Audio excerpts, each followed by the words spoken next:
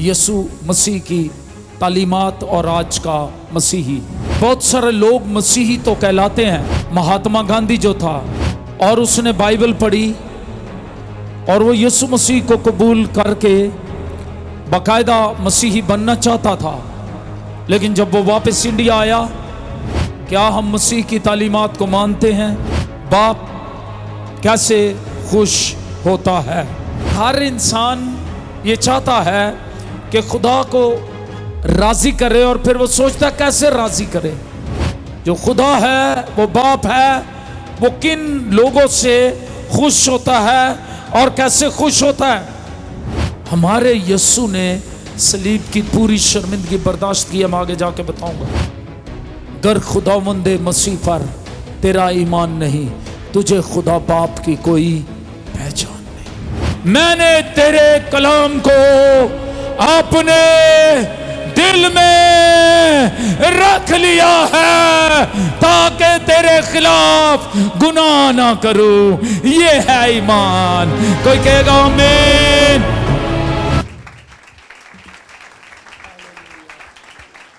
Hallelujah, hallelujah, hallelujah. आइए कहिए, मेरी बाइबल सच्ची है, वादों की ये पक्की है, इसका मुकद्दस पाक सुखन उम्दा है, नराला है। ये बाइबल बदली नहीं है, बल्कि जो इसको पढ़ते हैं ये उनकी जिंदगियां बदल देती है। हालेलुया, आमीन। अपनी जगह पर तशरीफ रखिए। जब मैं दुआ में था तो खुदा ने मेरे दिल पर एक बड़ा अहम मजमून रखा, टीचिंग्स ऑफ जीसस क्राइस्ट, यीशु मसीह की तालीमात और आज का मसीही। यीशु मसीह की तालीमात के सिलसिले को शुरू करते हुए मैंने महसूस किया कि खुदा का रूह मुझसे बात कर रहा था कि आज मसीहियों को मसीह की तालीमात की तरफ मुड़ने की, फिरने की ज़रूरत है। क्योंकि बहुत सारे लोग मसीही तो कहलाते हैं, लेकिन वो मसीह की तालीमात पर अमल नहीं करते। मैं आपको बताना चाहता हूं कि हिंदुस्तान का पहला गवर्नर जनरल महात्मा गांधी जो था, जिसे गांधी जी भी कहते हैं, वो नेपाल का रहने वाला था और वो साउथ अफ्रीका गया और उसने बाइबल पढ़ी और वो यीशु मसीह को कबूल करके बाकायदा मसीही बनना चाहता था, लेकिन जब वो वापस इंडिया आया, जो मसीही थे उसने उनकी ज़िंदगी देखी, वहाँ पर उनकी ज़िंदगी देखी, तो उसने मसीही होने का ऐलान करने से इनकार कर दिया। उसने कहा, मैं यीशु मसीह से प्यार करता हूँ, मैं बाइबल से प्यार करता हूँ, लेकिन मुझे मसीहों से नफरत है, क्योंकि ये यीशु मसीह की तालीमात पर अमल नहीं करते। ये उसके अल्फाज थे जो उसने एक किताब में लिखे। I love Jesus Christ but I hate Christians. उसने कहा, मैं मसीहों से इसलिए नफरत करता हूं कि ये इतनी उत्तम तालीमात को, इतने उत्तम मुकाशफे को रद्द करते हैं और खुदा की बातों को, यीशु मसीह की तालीमात को, ये उन हुक्मों को नहीं मानते और अपने आप को मसीही कहते हैं। आज मुझे और आपको सोचना है, क्या हम मसीह की तालीमात को मानते हैं? आज हमारा मजमून है, मसीह तालीमात में बाप कैसे खुश होता है। ये टॉपिक नोट कर लें, बाप कैसे खुश होता है। बताना चाहता हूं, how heavenly father is pleased. तो हवाला हमने यूहन्ना की इंजील उसका 8वां बाब उसकी 29वीं आयत मुकद्दसा पढ़ी। इसका आखिरी हिस्सा मेरे साथ फिर से पढ़िए। लिखा, क्योंकि, ऊंची आवाज में मेरे पीछे पढ़िए, क्योंकि मैं हमेशा वही काम करता हूं जो उसे पसंद आते हैं। जब वो ये बातें कह रहा था तो बतेरे उस पर ईमान लाए। आमेन। मैं वही काम करता हूं क्योंकि बाप ने मुझे भेजा है। जिसने मुझे भेजा है वो मेरे साथ है। उसने मुझे अकेला नहीं छोड़ा। क्यों नहीं छोड़ा? क्यों अकेला नहीं छोड़ा? इसलिए क्योंकि मैं वही काम करता हूं जो उसे क्या है, जो उसे पसंद हैं। यहां पर जब हम देखते हैं how heavenly father is pleased, तो ये हर इंसान ये चाहता है कि खुदा को राजी करे और फिर वो सोचता कैसे राजी करे। एक सवाल है उसके अंदर उठता है, इंसान खुदा को कैसे राजी करे या कैसे राजी किया जाए। यीशु मसीह ने सिर्फ ये नहीं बताया कि खुदा कौन है, सिर्फ इतनी बात नहीं बताई खुदा कौन है, बल्कि ये भी बताया कि बाप जो खुदा है वो बाप है, वो किन लोगों से खुश होता है और कैसे खुश होता है। इस बात का यीशु मसीह ने खुद कामिल नमूना देकर ये बात सिखाई और कहा मैं हमेशा वही काम करता हूं जो उसे पसंद है। यह आज हमारी मरकजी आयत है। यही शागिर्दियत का म्यार है। अगर कोई दावा करता है कि वो यीशु मसीह का शागिर्द है तो फिर शागिर्दियत का म्यार ये है कि मैं वही काम करता हूं जो उसे पसंद है। तो आज मैं चंद नुकात आपके सामने रखना चाहता हूं, चंद पॉइंट्स। बाप, आसमानी बाप, हेवनली फादर कैसे खुश होता है हमसे या कैसे खुश हो सकता है। तो पहली बात जो मैं यहां बताना चाहता हूं, बाप उस शख्स से खुश होता है जो यीशु मसीह पर ईमान लाता है। मत्ती की इंजील 6 बाब उसकी 29वीं आयत देखें। यहां लिखा है खुदा का काम यह है कि जिसे उसने भेजा उस पर ईमान लाओ।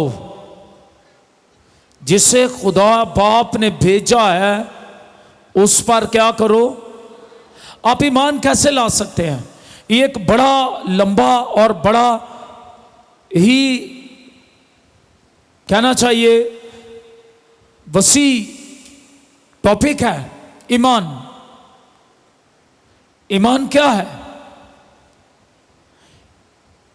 ईमान अनदेखी चीजों का सबूत है।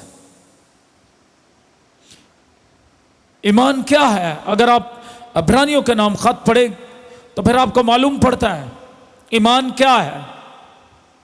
ईमान इससे हम मालूम करते हैं कि आलम खुदा के कहने से बने हैं। किसी ने कभी खुदा को नहीं देखा, इकलौता बेटा जो बाप की गोद में है उसी ने जाहिर किया है। कोई कहेगा आमीन।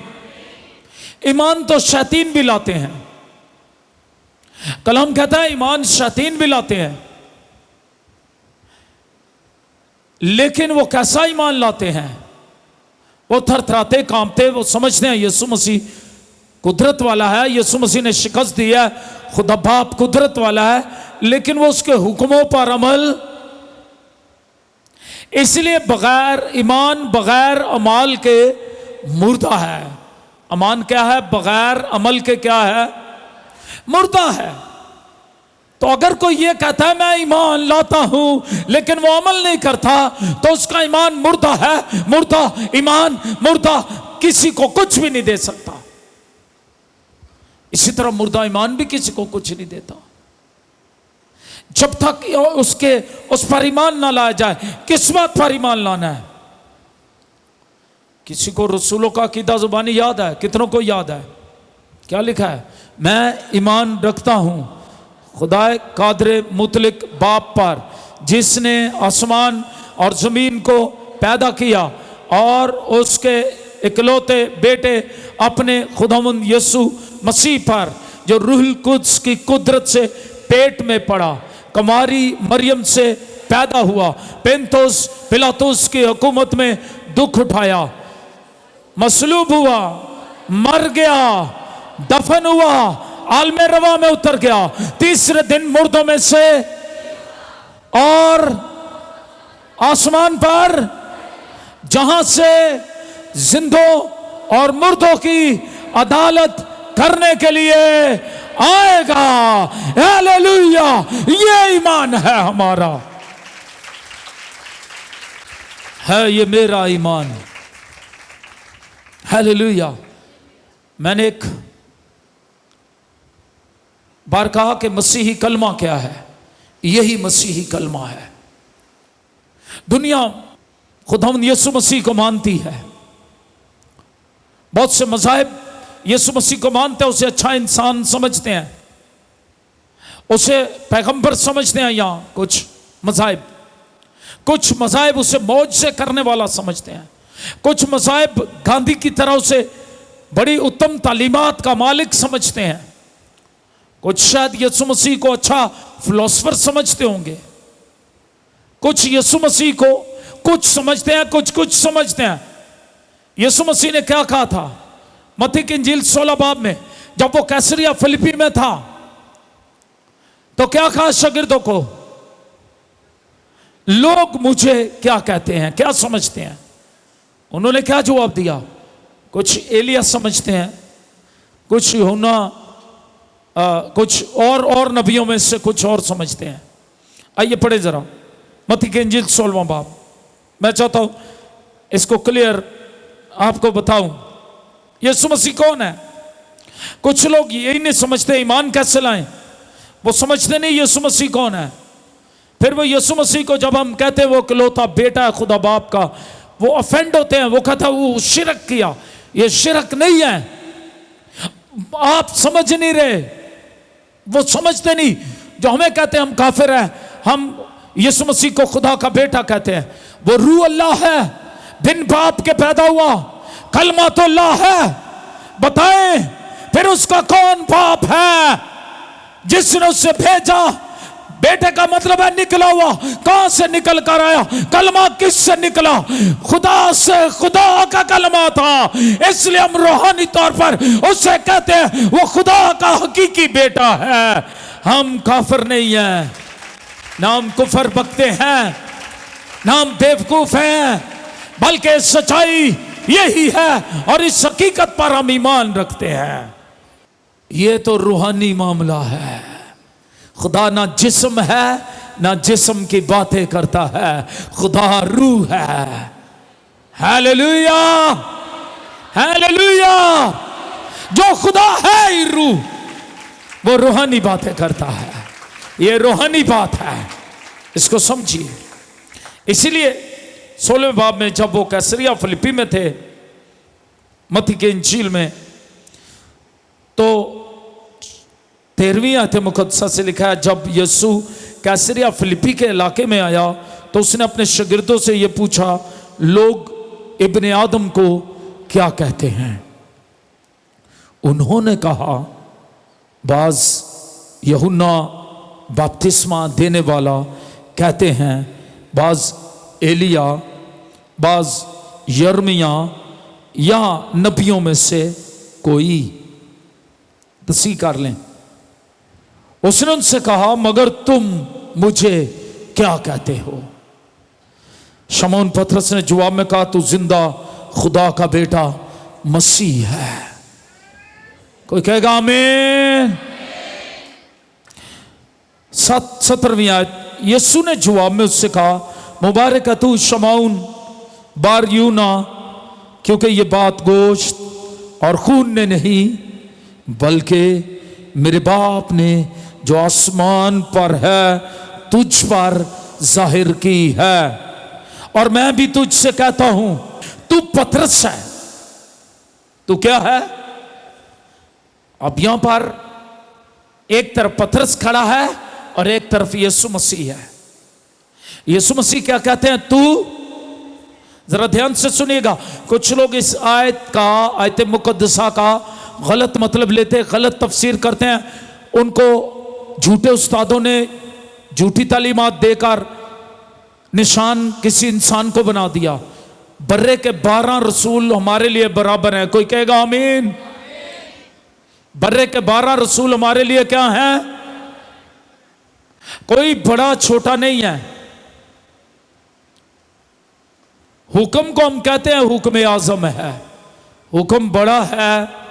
यीशु मसीह को कहा, पूछा गया इनमें से बड़ा हुक्म कौन सा है, तो उसने 10 हुक्मों को 2 सत्रों में बयान करके कहा कि यही बड़ा और पहला हुक्म है, खुदावंद अपने खुदा से मोहब्बत रख और अपने पड़ोसी से अपनी मानत।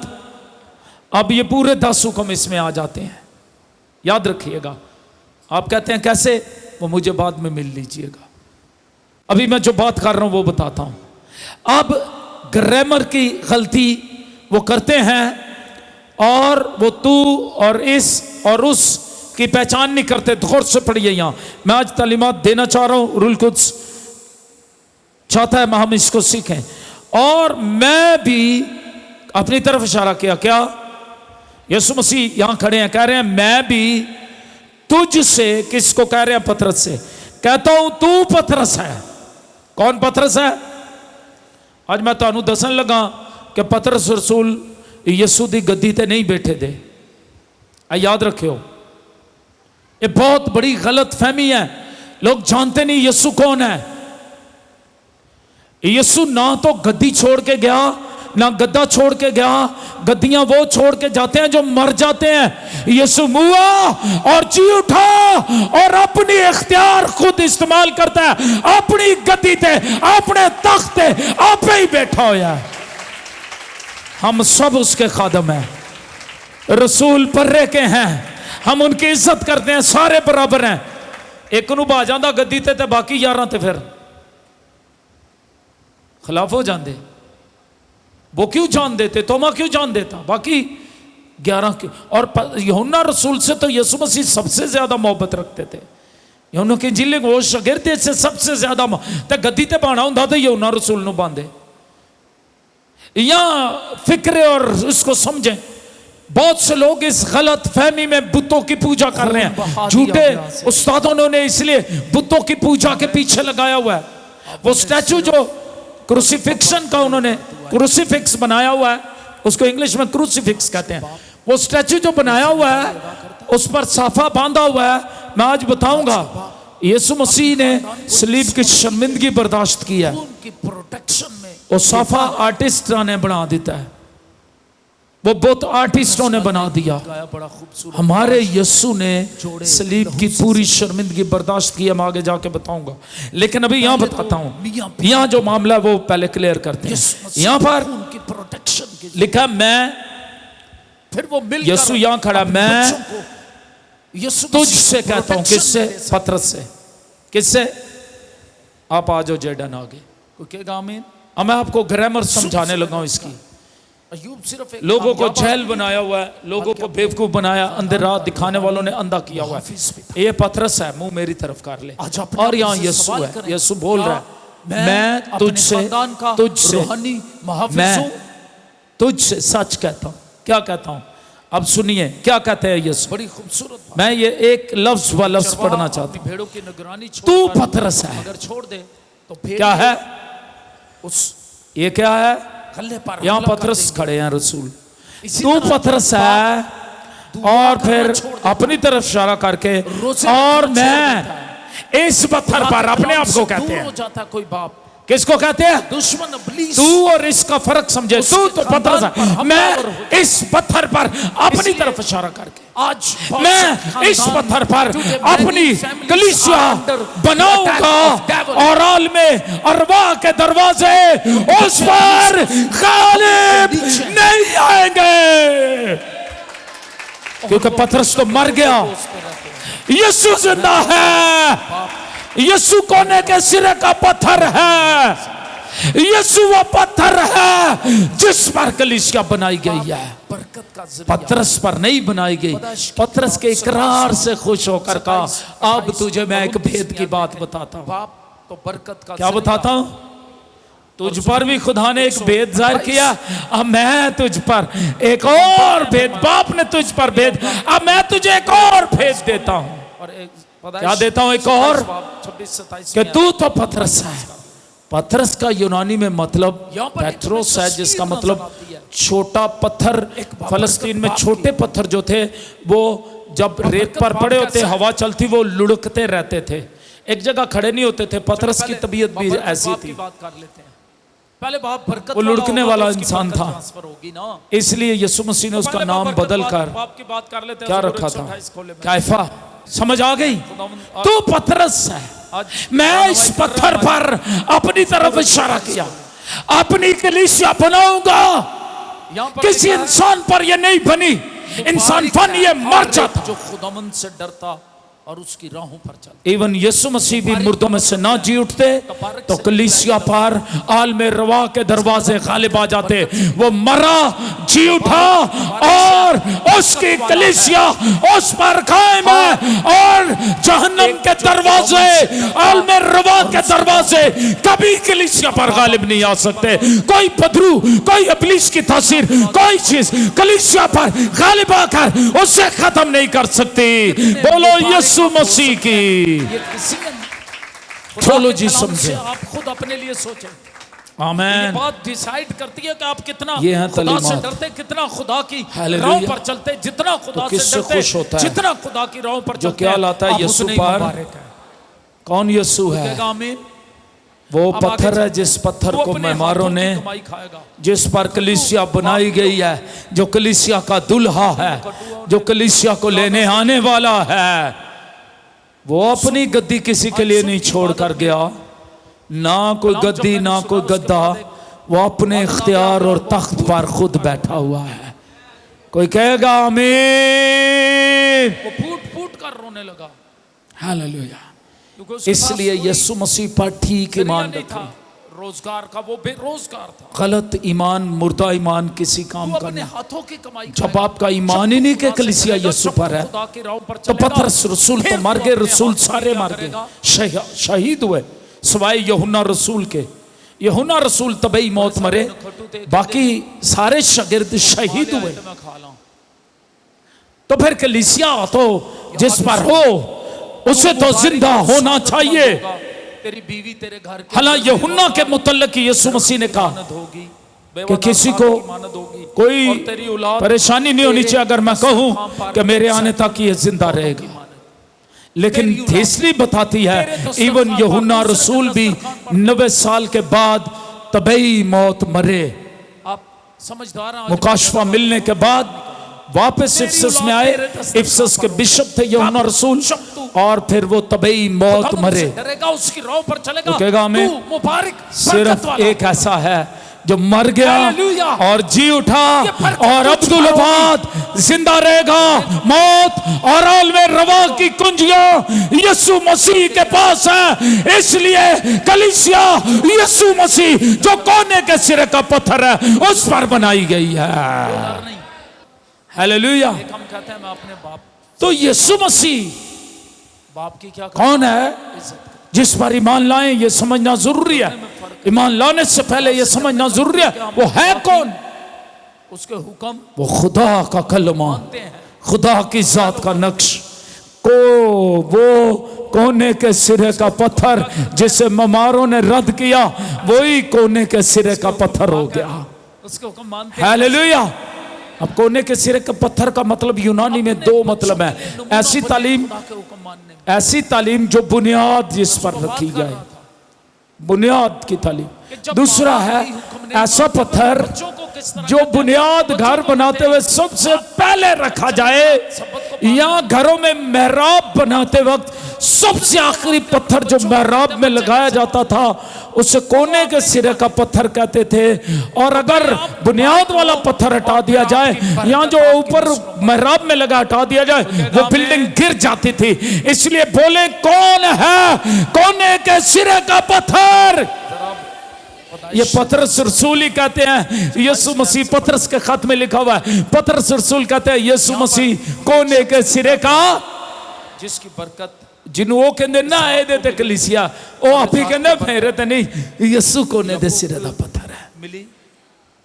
तो फिर कलीसिया किस पर कायम हुई? पतरस पर या यीशु मसीह पर? मौत का सबब बन सकती है। झूठ को नो कहे। बताना चाहता हूं ये सच्चाई को कबूल करोगे सच्चाई तुम्हें ट्रांसफर होती है। ये बरकत और भी बड़े झूठ लोगों ने सिखाए देने आज ये नहीं बढ़े। पहली बात बाप कब खुश होता है? जब हम यीशु मसीह पर क्या करते हैं? खुशबू पाई। खुदा का काम यह है और तो तुम क्या करो उस पर क्या करो जिससे उसने देखो मेरे बेटे महक उस खेत तो निजात का आगाज इंसानी कोशिश से नहीं होता, मसीह पर ईमान लाने से। जिसे खुदावंद ने मजहबी रस्में काफी नहीं है। खुदा आसमान की ओर मैं हैरान हुआ एक दिन एक घर में जमीन की मैं गया और आगे बढ़े। अगर आप किसी घर के लिए बड़ी दुआ करें अनाज और बहुत तजुर्बा पूछ लेता हूं और मैं तुझे बख्शूं इसके बाद आप जाएं और वो कहे ए चीज जो तो साढ़े घर होती है ना फिर साढ़े घर च खैर और कबीले तेरे सामने झुके सब ठीक है ए चीज ना होए फिर नहीं। पढ़ते जाए मैं चाहता हूं आप पढ़े। यीशु कहाँ गया? अपने भाइयों का सरदार हो और तो अपने भाइयों का सरदार हो और तेरी माँ के बेटे तेरे कहाँ गई? और तेरी माँ के बेटे तेरे आगे झुके। गया यीशु ए चीज की है पता कीजिए जी जो लेला बकरा साढ़े घर चो है और जो तुझे दुआ असि न्याज वंड दईए फिर सब दुआ दे वो क्या करे बरकत पाए। आमीन। कुछ फुलड़ियां वंडदे पे ने इस ईमान नाल रोज फुलड़ियां मंगा लेंदे ने वंड देंदे ने। ये जादूगरों के काम है। खुदा ने ये नहीं सिखाया। मैं आज यीशु मसीह के तालीमात देते हुए आपको सिखाना चाहता हूँ। उसने कहा जब तू खरायत करे नरसिंगा ना बजवाना जी तू एक हाथ से दे दूसरे हाथ को पता। उसकी माँ ने कहा था तेरा बाप ये यीशु मसीह की तालीमात है वो आज बरकत देने वाला। मैंने कानों से सुना इधर लोग कहते हैं लाना हो जाए मार के ला आज फिर कल ही गल साढ़े देने दी असा अगली बार देना ही नहीं बरकत दूंगा उथे दांगे जिथे ऐलान करके दसन। अगर आप खुद ऐलान करते हैं यहाँ पर एक दो नुक्ते हैं मैं बयान करता हूं। अगर आप खिदमत में आप ऐलान करते हैं बच्चों में कभी या कोई खिदमतगार खादम ऐलान करता है आपके किसी काम का गवाही के तौर पर वो गवाही है। लेकिन अगर आप खुद लोगों को बताते रहें मैंने ये दिया तो फिर वो नरसिंगा बजाने के बराबर है। फिर आपको कोई अजर उस गलती का नतीजा लिखा है वो अपना अजर माँ बाप को भी भुगतना पड़ा और ध्यान रखे मसीह तालीमात की बात बड़ी देर कैसे खुश होते भुगतना पड़ा। हम बड़ी ईमान लाओ यीशु मसीह पर ईमान बकरियां छतरियां तो ईमान नहीं। सारी जिंदगी मुकद्दस दाऊद कहते हैं अगर तू खुश होता तो मैं हजारों लाखों कुर्बानियां देता बाप का कहता माँ को तो लेकिन तू खस्ता और शिकस्ता दिल की कुर्बानी से बच्चों को बांटे ना खुश होता है। किससे खुश होता है? आमीन।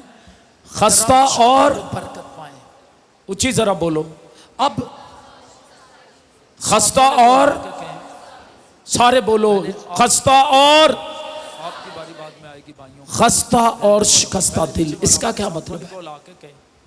वो दिल जो मुकम्मल तौर पर खुदा पर भरोसा करता है।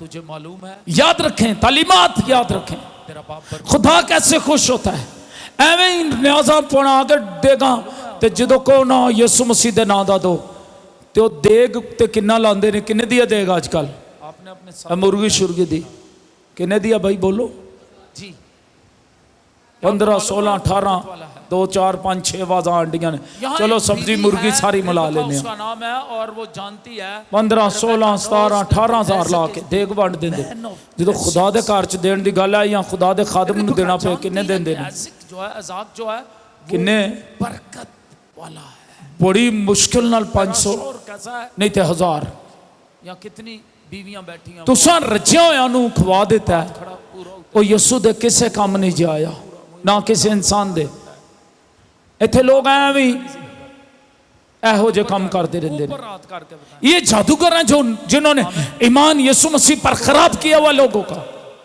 ये मसीह तालीमात नहीं खुले लफ्जों में कह रहा हूं ये मसीह तालीमात ने ये ईमान खराब किया। क्या आपने कभी अपने बच्चों को कहा आपका मसीह तालीमात ये है, मेरा सब कुछ मसीह है, जब मैं उसके नाम से मांगूंगा, उसने कहा जो कुछ तुम जब मुझ में कायम रहोगे, जो कुछ मेरे नाम से बाप से मांगोगे तुम्हें मिल जाएगा। तो या रब तू मेरी पनाह है, जिसने खुदावंद को अपना मस्कन बना लिया, कोई वबा, कोई मुसीबत, कोई तपाली उसके डेरे में नहीं आएगी। कोई कहेगा आमीन। आज न्याजा ने नहीं जे रोकना, अपनी बीवी का ਤੁਹਾਡੇ ईमान ने मसीह ते जड़ा ਤੁਹਾਡਾ ईमान है। कोई कहेगा आमीन। आकर आपको शिकायत लगाता, मैं अक्सर कहना देना ते खुदा दे नाम दा ते खुदा दे घर च। ए बार दी किताब च लिखा है, वो जब शुक्रगुजारी की कुर्बानी दे वो काहिन के पास लाए, किथे ले आए? तो फिर इस बाइबल को तो छोड़कर किस की पैरवी कर रहे हैं, किस पर ईमान? ये कहती है नो, सिर्फ न्याजा या यूसुफ हस्बैंड खुदा। अब ये सवाल मैं आपके लिए छोड़े जा, खुदा से मोहब्बत करने पर या यूसुफ पर या दुआ पर, कि वो मेरी दुआएं सुनता है, मेरी हिफाजत करेगा। बकरा हिफाजत सही कर सकता है कि खुदा सही कर सकता है? वो खुदा परस्त है, वो दुआ करने वाला। बकरे ने बुलावा नहीं ढकनिया, ऐसा हो नहीं सकता। कई बकरियां वाले बकरियां समेत मर गए ने। यह कहती है भैन रहन दे, ते घर मनु भी गालां कढदा, कोठे डिग गए ने उन्हां दे बकरियां ते भी ते उन्हां ते भी। मैं की करा? ये कहती है। सारे सुन लो, किन्ने हिफाजत करनी है, बरकत वाला है, वो गालियां नहीं दे, उस पर ईमान, वो खुदा से डरने वाला है, वो खुदा की राह पर चलने वाला है। उसमें बदरुआ थी, उन्हें रोजरी पाई दी सजे, उसका नाम रिबका, वो बीवी है इसहाक की। वो क्या कहती है अपने शौहर के मुतालिक? उस पर दुआ कर रही टीम और मैं भी आ गया। मैंने उससे कहा आपने गले में क्या पहना है? बरकत वाला है। उसकी वालदा कहती है रोजरी पहनी है। बताती है, मैंने कहा इस प्लास्टिक ने आज तक इसको कोई फायदा देने वाला है, पर ये गले में लटकाने के लिए नहीं कि मैं गले में सिर्फ लटका कर इस पर ईमान रखूं। ये एक सिंबल है, निशान है, इसका एक पैगाम है। सलीब का पैगाम हलाक होने वालों के नजदीक बेवकूफी, हम ईमान लाने वालों के लिए खुदा की कुदरत है। ये पैगाम है। एक जब पूछ पहनी होती है, लोग पूछते हैं ये क्यों पहनी, फिर हम बताते हैं इसका पैगाम क्या है। इस पर यीशु मसलूब हुआ है, उसने हमारे गुनाहों का कफारा दिया है। ये पैगाम है सलीब का। ये नहीं कि लकड़ी गले च पाण नाल लोहे दी, चांदी दी, सोने दी, प्लास्टिक दी रोजरी सलीबा पाण नाल ओ तुहानू बचा लैणगियां। क्या कर अपने बाप अगर ईमान ही नहीं तेरा, गर खुदावंद मसीह पर तेरा ईमान नहीं, तुझे खुदा बाप की कोई पहचान नहीं। वाह, फिर पहचान ही नहीं खुदा की। बताया कि हमारे बड़े भाई अगर खुदा की पहचान है, फिर ये सलीब हम फैशन के तौर पर नहीं पहनेंगे, गवाही के तौर पर पहनेंगे। कोई कहेगा आमीन। ये गवाही है, ये पीतल, ये सोना, ये लकड़ी, इसने हमें नहीं बचाया, इस पर खून बहाने वाले ने सलीब की शर्मिंदगी बर्दाश्त करके हमें बचाया है। दूसरी तख्ती पर कुछ डरदियां राती ना ये देते ईमान रख दे जे, ना इनू पढ़ दे जे, डर आए ना फिर लब देने बाइबल कर तेरा भला होगा। उन्हां दे घरों बाइबल भी नहीं निकलदी, निकल ही आए फिर उस सराणे रख लेंदे ने। मेरे वालिद किथे रख लेंदे ने, फिर भी डरदे ही रहंदे ने। फिर कभी छाती ते रख लेंदे ने, फिर ये सुत्या पिया ये थल्ले ते उत्ते। हमारे दादा और मेरे वालिद साहब ने कहा ये छाती पे रखने के लिए नहीं है, ये रोशनदान में रखने के लिए नहीं, आंधी जांदी वारी तुसी बड़ी बरकत पाओगे। नो, कहीं नहीं लिखा इसे आपने ऊपर रखना, वहां पर छत्ती च आंधी जांदी वारी बरकत पाएगा, कहीं नहीं लिखा। कहीं नहीं लिखा इस छाती पर, कहीं नहीं लिखा तेल माल के जुआ इहदे ते चाड़ ले, इनू सराहने थले रख दे, कहीं नहीं लिखा। मैंने तेरे कलाम को अपने दिल में रख लिया है ताकि तेरे खिलाफ गुनाह ना करूं। ये है ईमान। कोई कहेगा आमीन। खुदावंद तेरी तालीम को माने, तेरे कलाम को मानने के लिए वो तैयार है, तौबा करके बपतिस्मा लेने के लिए। हम तेरा शुक्र करते हैं। हाथ से सिर्फ खाना खा किसी मिशन का बंधन, हुक्म दिया मुझे कि गलत तालीमात और इब्लीस उन्हें रोकने ना पाए, बगैर उनकी खिदमत किए, बल्कि वो बगैर तेरे खानदान उनको और साफ घराने किए, के बगैर लोगों उनके कपड़े इन्हें तब्दील बरकत किए, दीजिए। बगैर नहीं आ सकता।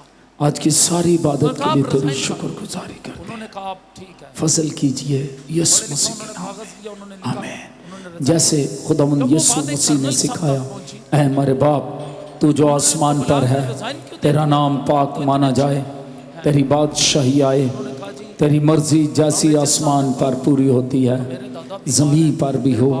हमारी रोज़ की रोटी आज हमें दे, और जिस तरह हमने अपने कसूरवारों को माफ़ किया है, तू भी हमारे कसूर हमें माफ़ कर, हमें आजमाइश में ना ला बल्कि बुराई से बचा, क्योंकि बादशाही, कुदरत और जलाल हमेशा तेरे हैं। जितने बजे आ सकते हो आ आमीन। जाया